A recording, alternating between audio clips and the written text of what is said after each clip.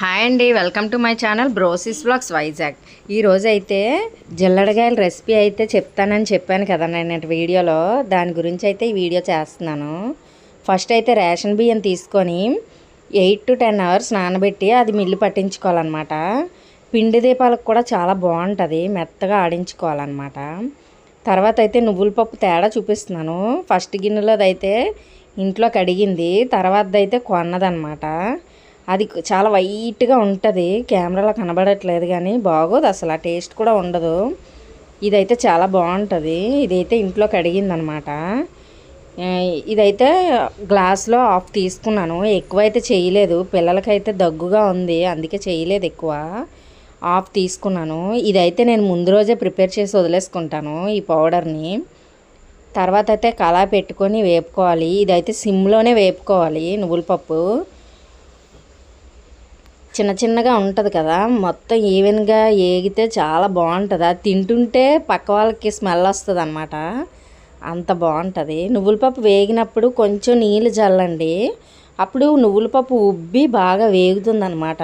అంతా ఒకలాగా ఒకేసారి వేడైపోకుండా నీళ్ళు ఉండడం వల్ల బాగా వేగుతుంది అనమాట. వేగిన తర్వాత అయితే కంపల్సరిగా వేరే దాంట్లోకి తీసుకోవాలి, లేకపోతే మాడిపోతుంది. ఇదైతే ఇంట్లో కడగడం వల్ల అక్కడక్కడ నువ్వులు ఉన్నాయన్నమాట. పర్వాలేదు, నువ్వులు ఉన్నా చాలా మంచిదే కదా. ఇది తర్వాత అయితే చెరుక్కున్నాను అనమాట. తర్వాత అయితే మిక్సీ పట్టుకోవాలి. ఎంత పప్పు తీసుకుంటే అంత షుగర్ వేయాలి కంపల్సరిగా. కొంచెం ఎక్కువైనా పర్వాలేదు కానీ తక్కువైతే బాగోదన్నమాట. మిక్సీ చేసుకొని పౌడర్ బాక్స్లో వేసుకొని ఉంచేసుకున్నాను నైటే. తర్వాత రోజు ఇది చూడండి, కళాయి పెట్టుకొని 2 గ్లాసులు వాటర్ వేసుకుంటున్నాను. 2 గ్లాసులు పిండికి చేస్తున్నాను అనమాట నేను. 2 గ్లాసులు వాటర్కి 2 గ్లాసులు పిండి అనమాట. ఇది ఖచ్చితంగా కొలతలు మాత్రం కొలుచుకోకపోతే జల్లెడగాయలు చాలా ఇబ్బంది పెట్టేస్తాయి. పిండి దీపాలు కూడా అలాగే ఒక్కొక్కసారి చాలా ఇబ్బంది పెట్టేస్తాయి, అసలు పగిలిపోతాయి, రావు అసలు చేతికి. తర్వాత అయితే నీళ్ళు బాగా మరిగిన తర్వాత మాత్రమే వేయాలి పిండి. ఇందులో సాల్ట్ కూడా వేసాను, చూసారు కదా. నీళ్ళు బాగా మరిగిన తర్వాత వరిపిండి 2 గ్లాసులు వేయాలన్నమాట. 2 గ్లాసులు వాటర్ తీసుకున్నాను కాబట్టి 2 గ్లాసులు వరిపిండి అనమాట. ఇదైతే చూడడానికి పొడి పొడిగా ఉంటుంది పిండి వేసిన తర్వాత, కానీ అలాగే ఉండాలి. పొడి పొడిగా ఉందని వాటర్ వేయడం కానీ ఏమీ చేయకూడదు అనమాట. ఆ పొడి పొడిగా ఉన్నదాన్నే ఏదైనా పళ్ళెం ఏదైనా మూత పెట్టుకోవాలన్నమాట. ఆ ఆవిరికి బాగా మగ్గుతుంది అనమాట. ఇది మళ్ళీ ఉడకబెట్టుకుంటాం కదా, జిల్లడగాయలు చేసుకున్న తర్వాత ఉడకబెట్టాలి. అందువల్ల పెద్దగా ఉడకనవసరం లేదు. వరిపిండి జిగుడుగా రావాలి కాబట్టి వేడి నీళ్ళల్లో వేస్తున్నాం అనమాట. చూడండి, ఇలాగే ఉంటుంది. దీని మీద మూత పెట్టేసి కొంచెం చల్లారి వరకు పెట్టుకోవాలన్నమాట పక్కని.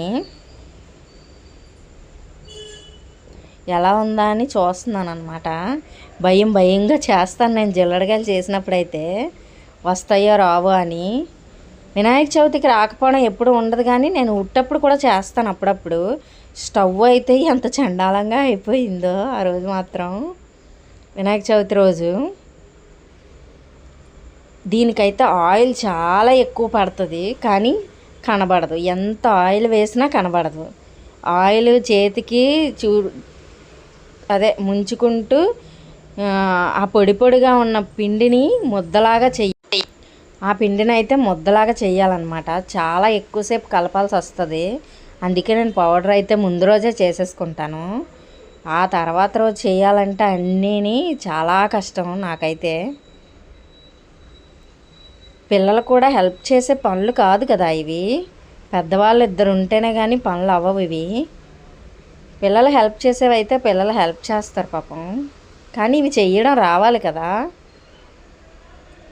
ఈ అమ్మ వాళ్ళ ఇంట్లోనైతే వినాయక చవితి అచ్చిరాదనమాట, కానీ నాకు ఎవరు చెప్పలేదన్నమాట. ఇక్కడికి వచ్చిన తర్వాత ఇలా చేయాలి, అలా చేయాలి, ఆ పూజ చేయాలి, ఈ పూజ చేయాలి అని ఎవరు చెప్పలేదు. మా హస్బెండే మా అమ్మ అలా చేసేది, మా అమ్మ ఇలా చేసేది అని చెప్తూ ఉంటే నేనే తెలుసుకొని చేస్తాను.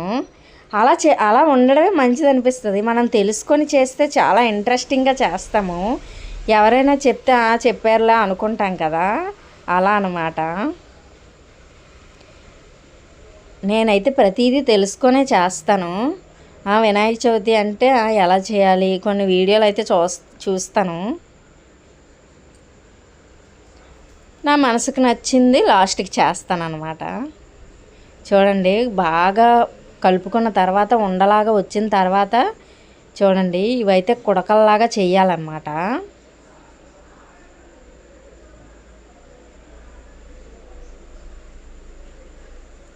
కుడకల్లాగా చేసి ఈ కుడకలు రావడమే చాలా పెద్ద టాస్క్ అనమాట. అవి పగిలిపోతూ ఉంటాయి అన్నమాట. అలాంటిది ఖచ్చితంగా ఉండాలి నాకైతే. నేనైతే చేయలేను లేకపోతే. ఆ కుడకల్లో పౌడర్ వేసుకొని గట్టిగా ప్రెస్ చేస్తే వచ్చేస్తుంది అన్నమాట. ఆ విధంగా అన్నీ చేసుకోవాలి. 2-3 అయితే చేసి చూపించాను. మరి వీడియోలు ఎంత ఎక్కువైపోతుంది కదా అన్నీ చేసి చూపిస్తే. నాకైతే 2 చేతులు యూజ్ చేయాలి కంపల్సరిగా. జల్లెడకాయలకైతే ఎవరికైనా చెయ్యాలి. ఈ కుడకల దగ్గరే ప్రాబ్లం వచ్చేస్తుంది అందరికీ. అవి చేస్తూ ఉంటే చుట్టూ పగిలిపోతూ ఉంటాయి అన్నమాట.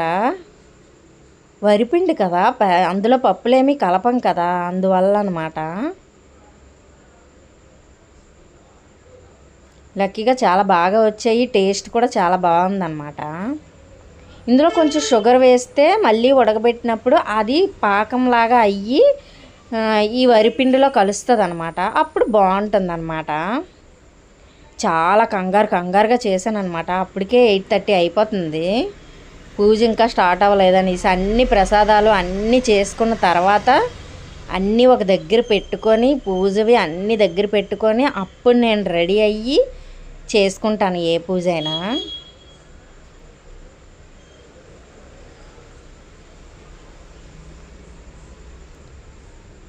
ఒక్కొక్క స్పూన్ వేస్తే చాలు. అది కూడా పౌడర్ కూడా ఎక్కువ వేసేస్తే బయటకు వచ్చేస్తుంది. 1-2 అలాగే వచ్చేసాయి అన్నమాట. ఇప్పుడైతే ఇడ్లీ పాత్ర తీసుకొని దానికి కూడా ఆయిల్ రాసుకొని దాని మీద ఇవి చేసినవి పెట్టుకోవాలన్నమాట. చేసినవి పెట్టుకొని మళ్ళీ దాని మీద ఆయిల్ రాయాలన్నమాట. అసలు వీటికి ఆయిల్ అవసరం లేదనుకుంటారు, చాలా ఆయిల్ పడుతుంది.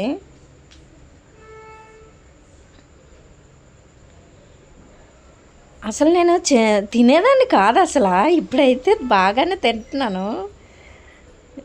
అసలు ఎవరైనా చేసినవే తినాలనిపిస్తుంది. ఎవరి చేత వాళ్ళకి చేసినవి తినాలనిపించదు. కానీ నేను అందరూ చేసి పెడతారు కదా చిన్నప్పుడైతే, అప్పుడు తినేదాన్ని కాదు, ఇప్పుడు తింటున్నాను.